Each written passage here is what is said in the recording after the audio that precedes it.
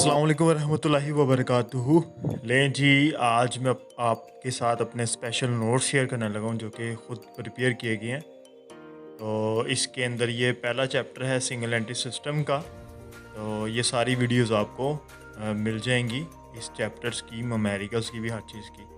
सबसे पहले हम सिंगल एंट्री सिस्टम, जिसको इनकम्प्लीट रिकॉर्ड्स भी कहते हैं, शॉर्ट क्वेश्चंस को देखते हैं।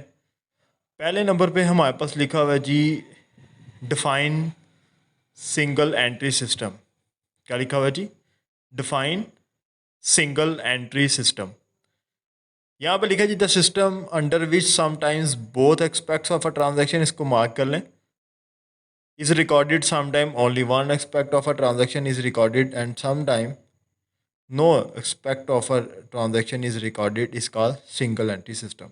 ठीक है जी। तीन मेन बातें इसमें हमने ड्राइव की हैं। पहले में कि बोथ एक्सपेक्ट्स रिकॉर्ड किए जाते हैं, वन एक्सपेक्ट रिकॉर्ड किया जाता है और नो एक्सपेक्ट को इसके अंदर रिकॉर्ड किया जाता है।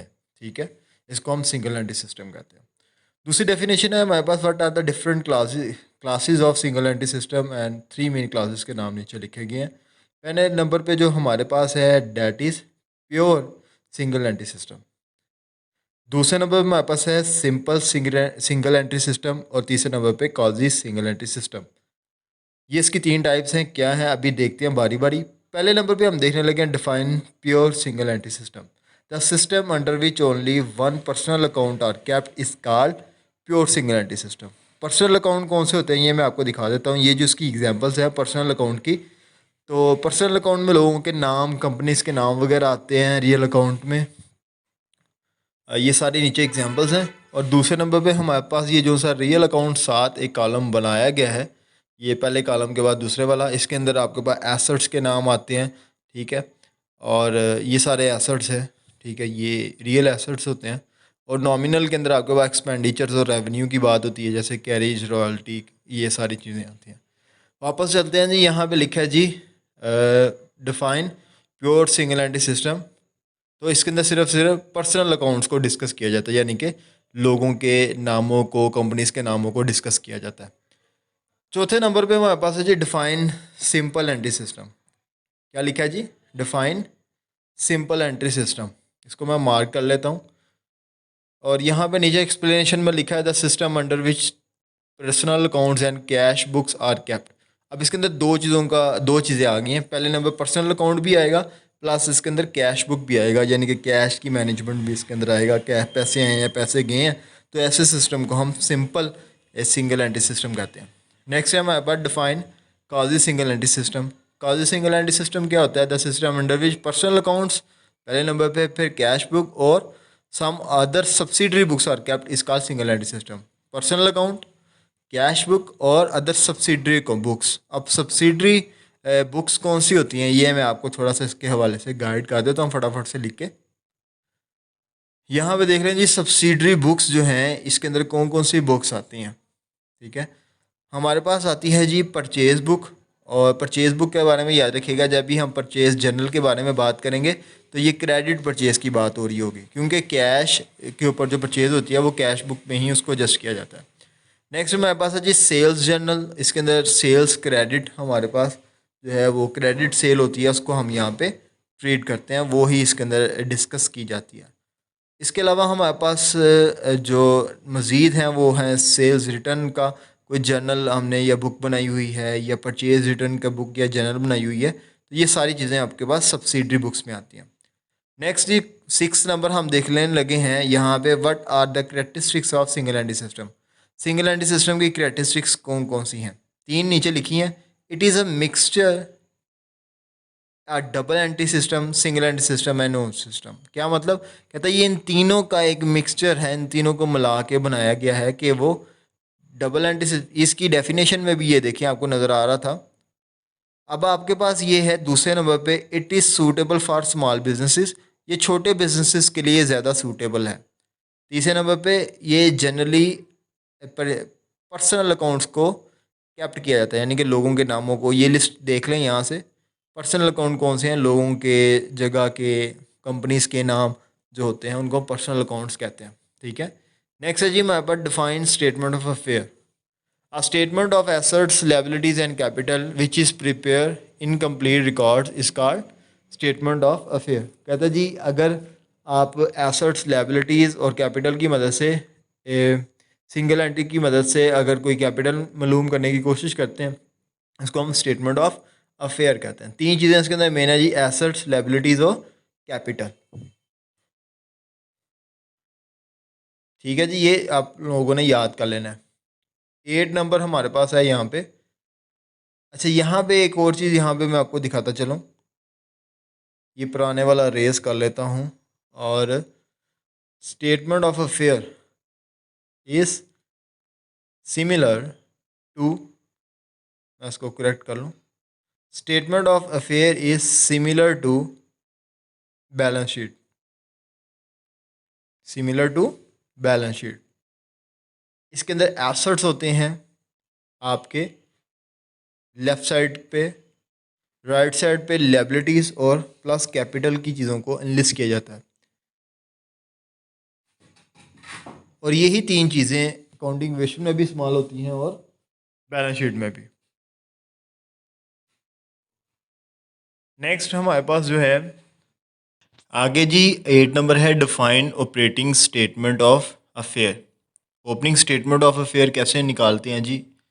ओपनिंग का मतलब यही होता है, बिगनिंग भी इसका लफ्ज़ आ सकता है, इसको मैं मार्क कर लेता हूँ फटाफट से। अच्छा जी, statement in which statement which is prepare to find out capital at the beginning. इसमें चीज़ है capital at the beginning, main की पॉइंट तो याद रखना है। स्टेटमेंट ऐसे स्टेटमेंट जिसके अंदर आप ओपनिंग कैपिटल मालूम करते हो, उस ऐसे स्टेटमेंट को हम statement of opening statement of affair कहते हैं। नेक्स्ट 9 नंबर है जी, इसके अंदर क्लोजिंग स्टेटमेंट ऑफ अफेयर। इसके अंदर डिफरेंस बस यही है कि ये हम क्लोजिंग कैपिटल निकालने के लिए फाइंड आउट करते हैं।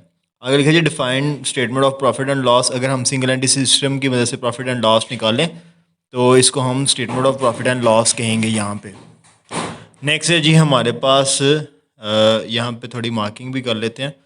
ठीक है, यहाँ पे फाइंड आउट आपने क्या करना है, प्रॉफिट एंड लॉस, वो भी किस सिस्टम के तहत, अंडर सिंगल एंटिटी सिस्टम के तहत। तो आपके पास ये बन जाएगा आपका statement of profit and loss. Next है right the fundamental balance sheet equation. ये इक्वेशन है capital is equal to assets minus liabilities. ये आपने पार्ट 1 में भी पढ़ा हुआ था और पार्ट 2 में भी, ये बड़ी बेसिक सी चीज़ है। Again write down the formula of for determining net profit under single entity system. कह रहे हैं नेट प्रॉफिट निकालने के लिए फार्मूला बताएं। अच्छा, ये इसकी स्टेटमेंट है, ये भी मैं इंशाल्लाह आपके साथ शेयर करूँगा जब मैं न्यूमेरिकल शुरू करूँगा। तो ये इस तरह से statement of profit and loss है, उसका ये फॉर्मेट है, पर्टिकुलर है, रुपीज़ है, और ये सारी चीज़ें इसी तरतीब से, क्या चीज़ ऐड होनी है, क्या चीज़ लेस होनी है, सारी चीज़ें आपके साथ शेयर करेंगे। ये लिखा हुआ है यहीं पे, ठीक है। और what is the difference between statement of affair and balance sheet. अब statement of affair is prepare under single entity system but balance sheet is prepare under double entity system. ये इन दोनों का डिफरेंस हो गया, बड़ा सिंपल है जी। सिंगल एंटिटी सिस्टम के अंडर हम स्टेटमेंट ऑफ फेयर बनाते हैं और double entity system balance sheet. Next यही ये दोबारा से एक मरतबा आ चुका है यहाँ पे, तो देख लीजिएगा। आगे what are the limitations and the merits of single entity system. Single entity system के जो डी मेरिट्स हैं या लिमिटेशंस हैं, तो ये क्या हैं, तीन यहाँ पे लिखी है। Trial balance and trading and profit and loss count can not B prepaid. दूसरे नंबर पे यहाँ पे लिखा हुआ है arithmetic accuracy of books can not be checked. और तीसरे नंबर पे लिखा है it is unfit for large scale business. ठीक है, बड़े बिजनेस के लिए ठीक नहीं है, और इसके मदद से आप एक्यूरेसी चेक कर सकते हो। किस चीज़ की एक्यूरेसी चेक कर सकते हो, आप चेक कर सकते हो क्या ये ठीक है कि नहीं। जिस तरह आपके पास ट्रायल बैलेंस में दोनों बैलेंस बराबर आ जाते हैं, उस एक्यूरेसी की बात कर रहा है कि आपने न्यूमेरिकली कोई गलती तो नहीं की, आपने कोई अमाउंट तो गलत नहीं लिख दी किसी जगह से, ये भी ऑटोमेटिकली आपको पता चल जाता है और ट्रेडिंग अकाउंट नहीं बना सकते। आगे हमारे पास है 16 number, name the methods use to calculate net profit और loss under single entity system.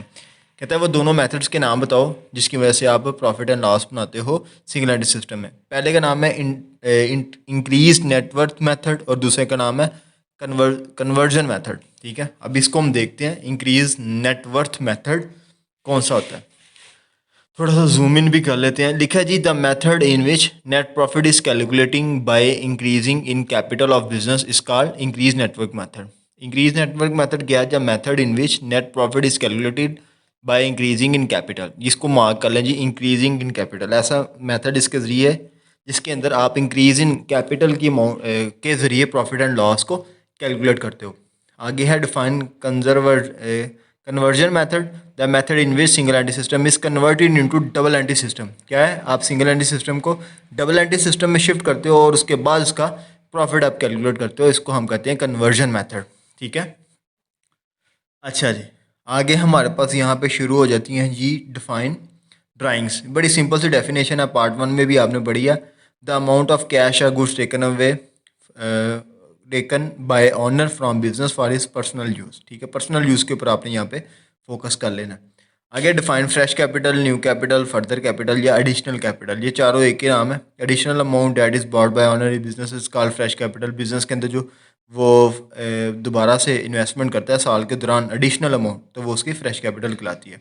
आगे एसेट लिखा है the valuable things on by business, ये आप पढ़ लीजिएगा, बड़े सिंपल है। लायबिलिटीज़ क्या होती है, ये भी बड़ा डेट जो उसने पे करना है। अच्छा, ये जो क्वेश्चंस यहाँ पे दी हैं, मैंने भी आपको एक फॉर्मेट दिखाया था, उसके मुताबिक उन्होंने डाटा दिया हुआ है। जब आपको वो फॉर्मेट आता होगा, ये सिंपली आप इसको यहाँ पे सॉल्व कर सकते हो। ठीक है, यहाँ पर नेटवर्क या क्लोजिंग कैपिटल के अंदर ड्राइंग ऐड किए हैं, लेस की एडिशनल कैपिटल, लेस की ऑपरेटिंग कैपिटल, तो आपके पास जवाब है। ये अगर आप वो स्टेटमेंट याद करोगे ना, इंशाल्लाह आपको ये यहाँ से याद हो जाएगा। आगे एमसीक्यूज़ की तरफ चलते हैं। शॉर्ट क्वेश्चन यहाँ तक की थे। एमसीक्यूज़ अब आप देखें, इसको पढ़ें, समझें और कोशिश करें कि मेरे आंसर देने से पहले आप ना आंसर दे दें। पहले स्टेटमेंट पढ़ रहे हैं, the system in which accounting records are kept according to double entry system, इसको क्या हम कहेंगे। ठीक है, अंदर मैं खामोश हो जाया करूँगा और आपने फिर आंसर बताना है इसका। ले जी, इसका आंसर है सिंगल एंट्री सिस्टम। ठीक है, again single entry system both aspects of a transaction are recorded, so it is. सोचिए इसका जवाब। ये है जी हमारे पास ऑप्शन नंबर, सोच लिया, ऑप्शन नंबर बी है जिसका करेक्ट आंसर। कंप्लीट और साइंटिफिक का मतलब ये होता है कि हर तरह से मुकम्मल होता है। साइंटिफिक का मतलब है आप इसे बार बार टेस्ट कर सकते हो और वही जवाब आएगा। लेकिन सिंगल एंट्री सिस्टम में आप ये ना ही ये कंप्लीट होता है और ना ही सिस्टमेटिक होता है, ये इसलिए अनसिस्टमेटिक है, ये साइंटिफिक है। Single entry system is a mixture of, ये इसकी डेफिनेशन से आपको मिल जाएगा, आपने पहले भी पढ़ा है काफ़ी मरतबा। सिंगल एंट्री सिस्टम में सिंगल एंट्री भी होती है, डबल भी होती है, नो एंट्री भी होती है। ठीक है, तो इसलिए इसका जवाब होगा ऑल ऑफ दीज। डेफिनेशन मैं आपको दिखा देता हूँ। ठीक है, ये देखें, बोथ एक्सपेक्ट, वन एक्सपेक्ट और नो एक्सपेक्ट, यानी कि तीनों चीज़ें इसमें आ जाती हैं। तो इसका आंसर होगा डी नंबर। नेक्स्ट देखते हैं, single entry system can not be adopted by, कौन सी एक फॉर्म है जो नहीं अडॉप्ट कर सकती। बड़ा सिंपल है, जॉइंट स्टॉक कंपनी। आगे single entry system is adopted by, कौन लोग अडॉप्ट करते हैं ज़्यादा, सोल प्रोप्राइटर, यानी कि छोटे बिजनेसेस ज़्यादा अडॉप्ट करते हैं। आगे लिखा है in single entry system only dash accounts are prepared, ये भी हमने पढ़ा हुआ है, मैंने आपको सारा दिखाया भी था। इसमें सिर्फ नॉमिनल अकाउंट आते हैं। ठीक है, in single entry system it is possible to prepare, it is not possible, not है क्या आप नहीं बना सकते, इसके अंदर हम ट्रायल बैलेंस नहीं बना सकते, क्योंकि ट्रायल बैलेंस सिर्फ डबल एंट्री सिस्टम में बन सकता है। ठीक है, और आगे है जी single entry system is suitable where, कहाँ पे सूटेबल है, जहाँ पे, इसका आंसर करने की कोशिश करें, जहाँ पे कैश ट्रांजैक्शन आर न्यूमेरियस, यानी कि जहाँ पे कैश ट्रांजैक्शन ज़्यादा होती हैं वहाँ पे ये सूटेबल है। अगर क्रेडिट जहाँ पे है तो उसके लिए आपको क्रेडिट ट्रांजैक्शन के लिए डबल एंट्री सिस्टम फॉलो करना पड़ेगा। कितने मेथड होते हैं जी, how many calculate methods to calculate the net profit और नेट लॉस। अभी हमने देखा दो मेथड है, इंक्रीज नेटवर्क मेथड और दूसरा कन्वर्जन मेथड। ठीक है, इसका आंसर होगा बी वाला। In case of increase network method net profit is ascertained bye preparing, कैसे जी इंक्रीज नेटवर्क को हम नेट प्रॉफिट निकालते हैं। डी नंबर इसका ऑप्शन है जी, comparing capital at the beginning at the end, capital at the end. ठीक है, ये आपको ये स्टेटमेंट जो मैं आपको दिखा रहा हूँ अभी, ये आपको यहाँ पे ज़ुबानी याद करनी पड़ेगी, फिर आपके लिए बड़ा सिंपल हो जाएगा। इसमें ओपनिंग कैपिटल और क्लोजिंग कैपिटल का कंपेयर करके नेट प्रॉफिट हम एंड पे कैलकुलेट करते हैं।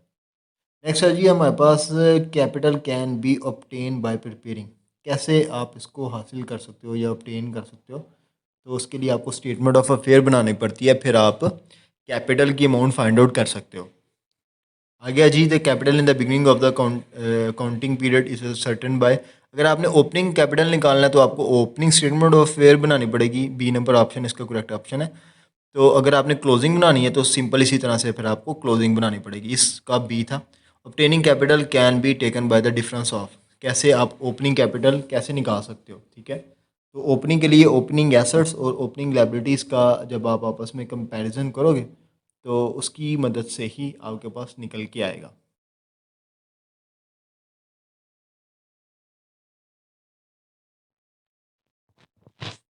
अच्छा जी, to calculate the value of capital opening और क्लोजिंग बिगनिंग व बी एंड के लिए आपको क्या बनाना पड़ेगा, स्टेटमेंट ऑफ आपको अफेयर बनानी पड़ेगी, ठीक है। इसको यहाँ पे हम इसको मार्क कर लेते हैं थोड़ा सा। और फिर है statement of cash, statement of assets liability prepare under single entity system. आपको स्टेटमेंट ऑफ एसेट और लायबिलिटी प्रिपेयर करना पड़ता है अंडर सिंगल एंटिटी सिस्टम में। तो वो कौन सी है जी? बड़ा सिंपल है, आप इसको गैस करने की कोशिश करें। ऊपर वाले को मैं 15 वाले को मार्क कर लूँ, मैंने मार्क कर लिया। 16 वाले का आंसर क्या होगा जी? Statement of assets and liabilities prepare under single entity system is, क्या है ये? जी बताएं, बड़ा सिंपल सा है ये जी, स्टेटमेंट ऑफ अफेयर, ठीक है। ये बड़ा सिंपल, मैंने आपको काफ़ी दफ़ा से बता दिया है। Capital plus liabilities is equal to assets, ठीक है। इसका सिंपल आंसर है एसेट्स। नेक्स्ट है जी, in appearance statement of affair is similar to, देखने में किस तरह की है? ये बैलेंस शीट की तरह ही होती है जी, क्योंकि इसमें भी एसेट्स लायबिलिटीज लिखते हैं। Closing statement of affair is prepare to find out closing capital, B number option, बड़ा सिंपल है ये। आगे मैं कह रहा है 20 नंबर में, trial balance can not be prepare in, trial balance किस में नहीं बन सकता? सिंगल एंटी सिस्टम में बिल्कुल भी नहीं बन सकता, क्योंकि डबल एंटी सिस्टम के अंदर ये बनता है। आउटस्टैंडिंग रेंट इज एन, बड़ा सिंपल है, आउटस्टैंडिंग रेंट क्या है? ये एक लायबिलिटी है। क्या है ये जी? एक आउटस्टैंडिंग रेंट एक लायबिलिटी है। आगे, arithmetic accuracy of books of account can not be check in single anti system, basic है, बड़ा सिंपल है और आसान भी है ये हमारे पास, ठीक है।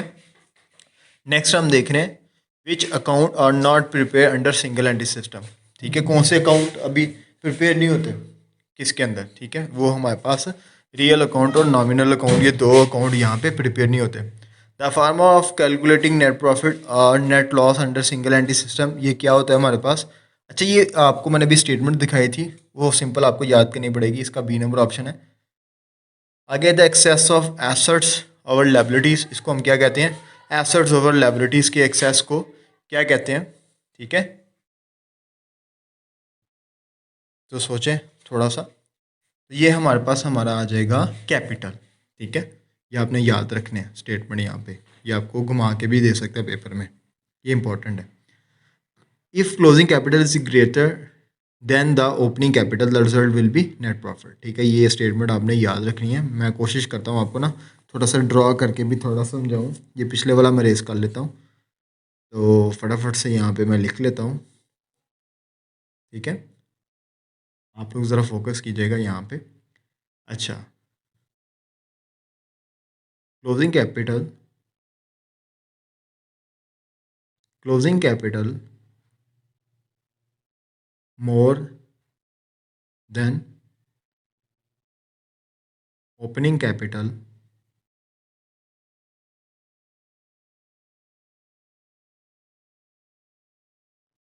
मैं इसको सही कर लूँ, closing capital more than opening capital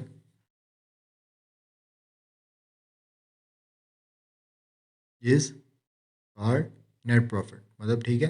एक डेफिनेशन सी बना दी है, इसकी एग्जैक्ट डेफिनेशन नहीं, बस आपको समझाने के लिए, ठीक है। क्लोजिंग कैपिटल ज़्यादा हो ओपनिंग कैपिटल से तो आपका नेट प्रॉफिट होता है। सेम इसको मैं दूसरी इसका रिवर्स भी आपको समझाता हूँ, बताता हूँ थोड़ा सा।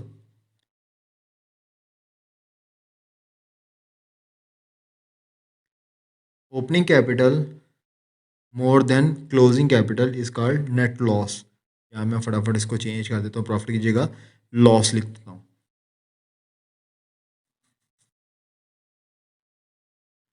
ठीक है। ये आपने स्टेटमेंट याद रखनी है। आगे 27 नंबर हम पढ़ते हैं। कह रहा है जी, if closing capital is lesser than opening capital, ये भी मैंने अभी आपको समझाया है, तो ये इसको क्या कहेंगे? Net loss.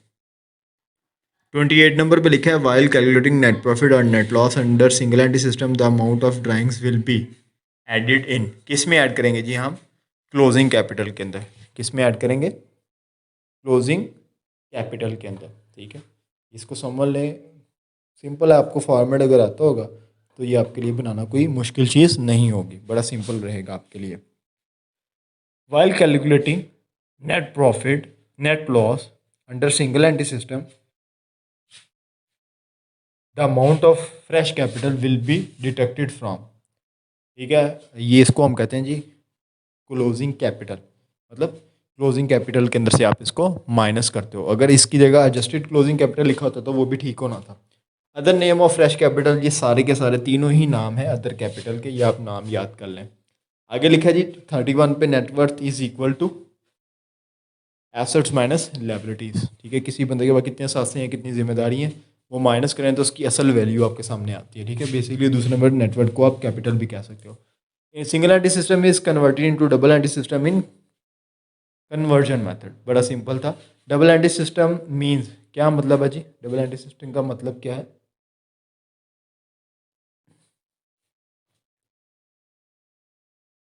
बताएं जी। इसका जवाब हमारे पास आ रहा है, बड़ा सिंपल सा, recording both aspects of a transaction. ठीक है, डबल एंटिटी सिस्टम कहते हैं जब आप दोनों एस्पेक्ट को रिकॉर्ड करते हो, उसको हम डबल एंटिटी सिस्टम कहते हैं। In single entity system sometime all, ये सब के सब वही इसकी डेफिनेशन है बाबा। 35 due to fresh capital brought by owner closing capital will be increase. क्या होगा जी? इंक्रीज होगा, इसको याद कर लें। नेक्स्ट है 36 पे, due to drawings made by owner during the year closing capital will be, क्या हो जाएगा? डिक्रीज कर जाएगा ड्राइंग्स की वजह से। आगे जी ये एक इक्वेशन है, अमाउंट दी हुई है, आपने वहाँ से फार्मूला वो देखना, स्टेटमेंट उसके अंदर पुट करना है, सबके जवाब निकालने हैं। और इसका मैं आपको जवाब बता देता हूँ।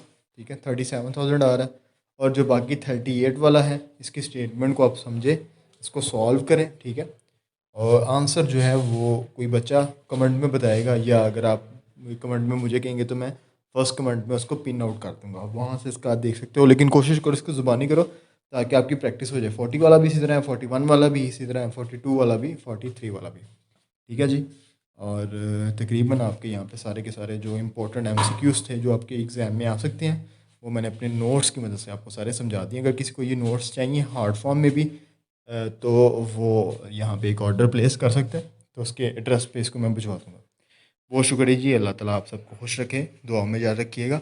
आगे जो न्यूमेरिकल वाली वीडियो है वो देखना मत भूलिएगा।